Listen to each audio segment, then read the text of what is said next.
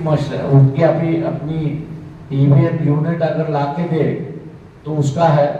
दूसरी सबसे बड़ी बात इसमें यह है कि कानून ये कहता है, संविधान ये कहता है कि इलेक्शन प्रोसेस जो है वो इलेक्शन कमीशन के हाथ में होनी चाहिए, उनके कंट्रोल में होनी चाहिए, उनके सुपरिटेंडेंट में होनी चाहिए, ऐसी परिस्थिति है।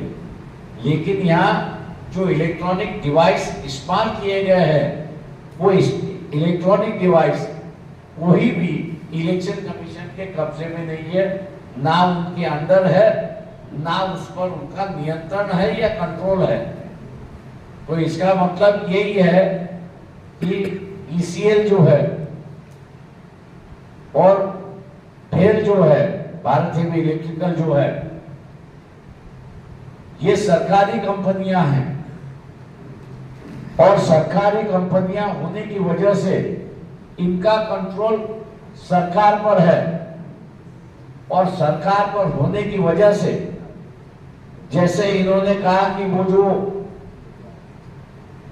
सीपीयू जो है, कंट्रोल यूनिट जो है, वो एक तो जापान से आता है या वो अमेरिका से आता है। वो ईवीएम में डाला जाता है, उसको बर्न किया जाता है। उस वक्त जो है आप बम भी डाल सकते हो उसमें कि वो सीपीयू किस ढंग से काम करे। तो मैं ये मान के चलता हूं कि इलेक्शन प्रोसेस भारत की जो है, ये इलेक्शन प्रोसेस किसी भी मायने में इलेक्शन कमीशन के कंट्रोल में नहीं है। ये गवर्नमेंट के कंट्रोल के माध्यम से यहाँ पे चल रहा है। इलेक्शन कमीशन सिर्फ पोस्टमैन की तरह काम कर रहा है कि ईवीएम ले आए, उस पे वोट डाले, उस पे काउंट करे और इलेक्शन डिक्लेयर करे। इसको सुपरिटेंडेंट नहीं किया जा सकता और ना कहा जा सकता है।